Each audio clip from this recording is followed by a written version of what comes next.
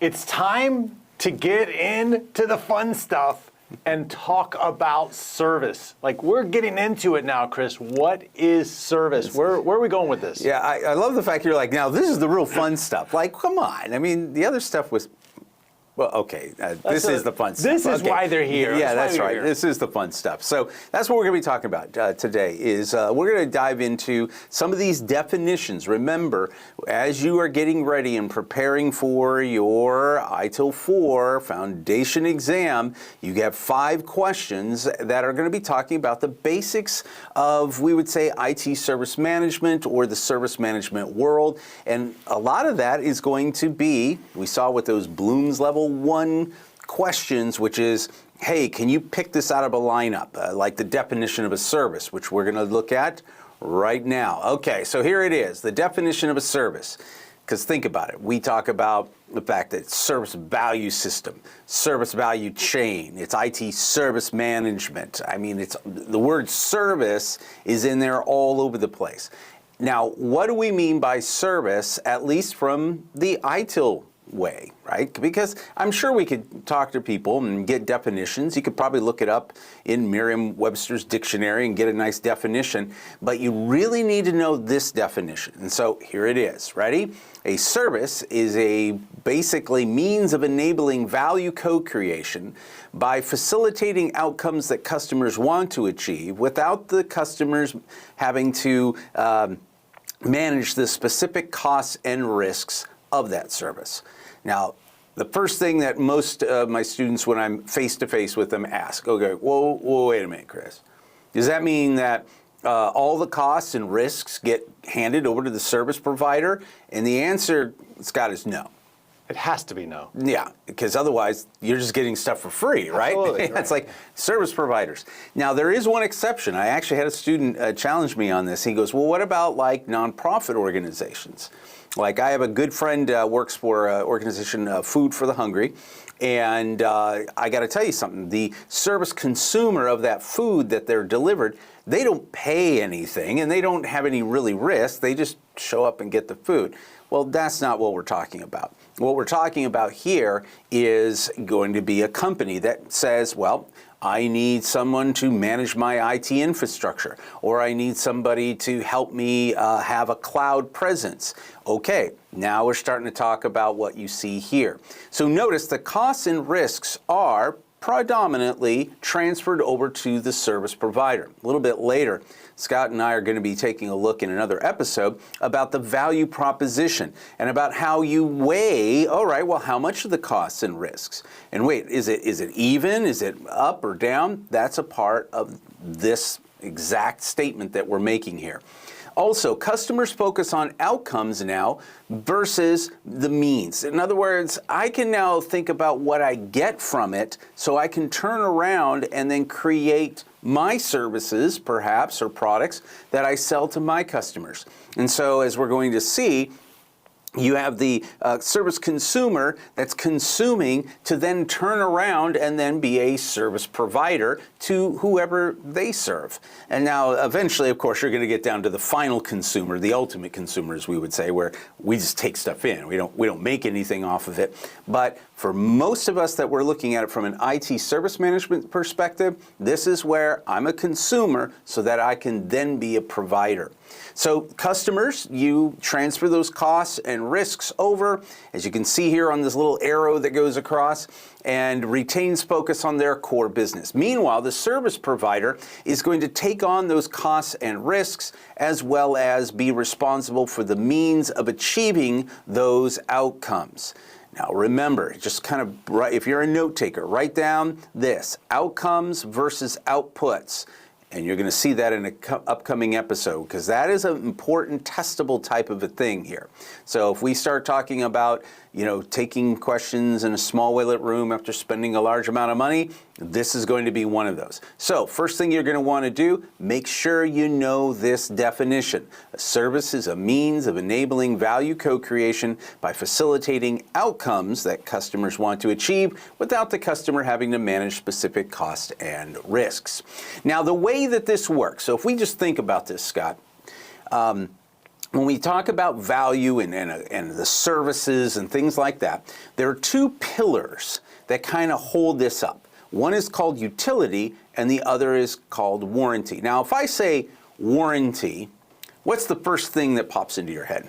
That if something breaks, they'll fix it. Yeah, there you go. Money back. Yeah, exactly, right? You know, most of us, we have cars, right? Most of us have cars, and you know, when you buy a car, you know, it comes with a warranty. And so that's typically what people think of when they use the word warranty. Now, the term here in ITIL is not too far off from that. It's still based kind of on that principle, but it is different. So take a look at these two terms. First, we'll start with utility. Utility is essentially the functionality that's offered by a product. It does something. So that's why if you notice underneath, it says something about having a fit for purpose. It has a purpose. It does something. You know, I always remember, Scott, you know, you having kids too, you understand. My son came to me one time and he gives me this stick and he says, Dad, he goes, this is a cool stick. And I go, right, okay, what's it for? And he goes, for? It's just a stick. And I thought to myself, yeah, you know what? Sometimes there's people out there that they have these products and you're like, well, what does it do? It's just there, right? It's just there. It's cool. It's cool. It's like, well, here's the problem. If you are trying to run a company and do stuff, if something just sits there, it's not going to help you. So products and services must have utility. It needs to do something that you need as a consumer. So that's number one. Notice it says fit for purpose. You might want to write that down. Associate it with utility. Utility is functionality. Utility is it does something, it has purpose. Now to get to that warranty statement here. Notice warranty is the assurance. Hey, magic word. Underline that if you're taking notes. Assurance that the product or service will meet the agreed requirements. So that's where we get that warranty from, right? Hey, I bought a car. I expect the car to work. And if it doesn't, hey, you should do something about it. You should fix it for me. Well, we would say here in the IT service management world that this is going to be basically a statement that the product or service is going to do what it says it's going to do. Now, here's the important thing. When it's supposed to and how it's supposed to. And that's where you typically see that there are four aspects of warranty. And so we kind of look at it here on this nice little diagram here, a nice little flow chart here. And you'll notice that first we have utility is up on top, right? Utility is that functionality. And so that typically means it supports some sort of performance. Like, hey, I want to do something quicker, faster, better. Okay, I'm going to get it. Or how about the opposite, where if only I could do this, I could make some more money. Well, what if I have a product that removes that constraint? Oh yeah, now that's something that I can buy into. And so you need to have utility. Now notice it says or, which means it can either be a performance that's supported or a constraint that's removed, or both. It could be both, but essentially it doesn't have to be both. Whereas warranty, take a look down below, you can see that there's four aspects here. Availability, capacity and performance, the way it does things, the continuity or continuous enough, and of course security. So what we're saying is that that product does something, but does it do it when I need it to? Availability. Does it have enough capacity? A good example of this is if you say that my product or my software platform can handle 1,000 users logged in at any one time. Okay. You say it'll do 1,000 users. I put 1,000 users on it and it crashes. Okay, now the warranty has been voided basically, or it's been breached. And so what we would say is like, hey, you've got to have your product or service do what it says it does, when it does it, and have that capacity. Continuity or continuous means, well, what happens if, as we like to say, or Hollywood likes to say, meteors come out of space and destroy your data center. Are you still able to provide the service that you said you were going to provide? Well, that's that continuity, continuous enough. Is your business, and see, this is a big one now these days, is your business stable enough in this economy that, as of the recording of this video, is kind of unstable. It's kind of going up and down. well, are you going to stay in business? Because if you don't, then your product and service isn't going to stick around. And then there's the aspect of security. Can't talk about cybersecurity enough. And I know, Scott, in your realm and just in your past working in operations and stuff like that, how important is cybersecurity? Absolutely critical. I mean, one bad breach, and guess what? You ruined your entire company reputation, right? Yeah, your reputation, Cost, financial cost. lawsuits, Everything. oh my gosh. We recognize this. I think most people out there, even your average Joe and Jill out there, are going, hey, yeah, I don't want my personal identifiable information just out there on the dark web. I don't want that. And so security is going to be something that's very vitally important. Now, finally, take a look at how it comes together at that nice green one there, the and. In order for a service to provide value and to be, we would say, a viable service or product, it must have both utility and warranty. That's a big thing, not only from a just real world, Realsville as we like to say, but also in ITIL land, where if you're going to take a test, you need to know that. So utility, functionality, warranty, assurance, make sure you know that. Now we have a little example here of this, and I kind of think this was done because, I don't know if Scott had influence, but Scott lives here in Florida. True. And there's a lot of theme parks. There's a lot of theme parks around here. Theme parks here. Absolutely. So think about this. If you had a theme park that offers these really thrilling, exciting rides, like even Busch Gardens here, local in Tampa, these really cool roller coasters, it's just like, whoa, these are really cool. Now, that's great. That's a utility, right? That's why people are going to pay money to come to this park. Well, then ask yourself this question. What if the rides are always down? Yeah, and it's not fun. No fun, right? You paid, in certain cases, like the House of Mouse there, hundreds of dollars to go to this place. And if the rides aren't working, then you don't have a service. Now, let's flip the script, though. Let's say that you have a theme park where the rides are always up and running. They never go down. And then you show up and you go, well, the reason why is there are little merry-go-rounds for kids, maybe a couple of bumper cars.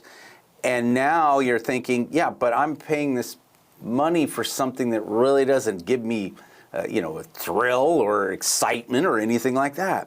So we would say that, again, now you don't have utility. You have warranty. Hey, they're always up. They're always working. In fact, they never stop. They just keep going. But that's not what we need. You need both. And that's why it's very important for us to take a look at. So let's wrap this up by rolling this all together, because one of the things that we're talking about here is what is IT service management. And if you think about it, the first definition we need is service management, because service management was around before IT was around, believe it or not. Service management is and this is a definition you do need to know, so make a little ding, ding, ding, well-lit room note on this. And that is, it is a set of specialized organizational capabilities that are used to enable value for customers in the form of products and services, okay? Well, in this case, mostly services. So know that definition, because essentially what you're doing is saying, look, we have certain capabilities or the ability to do something, you don't. So I provide that to you as a service. And in this case, we would say that capabilities and resources combine into this one word called an asset. Now, an asset, Scott, here's a question for you. When you think of the word asset, do you think of something that's tangible or intangible? Tangible. Okay, so you think of something that's tangible. Yeah. Well, here's the thing. It's both, right? Right. It's both tangible and intangible. And part of that is because of these two things that make up an asset. Look on the screen. You have capabilities, and then you have resources. So capabilities are going to be things like the management capabilities, your organization, how it's structured, processes, These are mostly, notice, mostly intangible. You can't really touch these things. Whereas resources are going to be, for the most part, tangible. Maybe not financial capital unless you're actually paying with cash, right? Have the briefcase out. Yeah, it's like just, making the Benjamins fly, right? Yeah, well, okay, so that's tangible. But okay, I get it. Most of it's going to be electronic over the air. But infrastructure, hey, if you've got servers and routers and switches and all those kind of things, those are tangible. Applications, information, but then people. Notice that people are in both capabilities and resources. Interesting, Scott. It's absolutely interesting. Okay, so he's like going, really interesting. Really okay, interesting. All right, well, let me show you why. Okay, so we have Scott here, standing here, all right? There he is, okay. So Scott is an asset. The reason why is he has both capabilities and he is a resource. Resource, he's tangible. I can actually reach over here and shake his hand. All right, good grip on that. Thank you. Yeah, okay, so he's tangible, right? But what Scott knows, and he knows a lot, by the way, I can't really shake that hand, right? But yet I need both. Because if I just have Scott without in what Scott learned and has experienced over the years, he's just head count.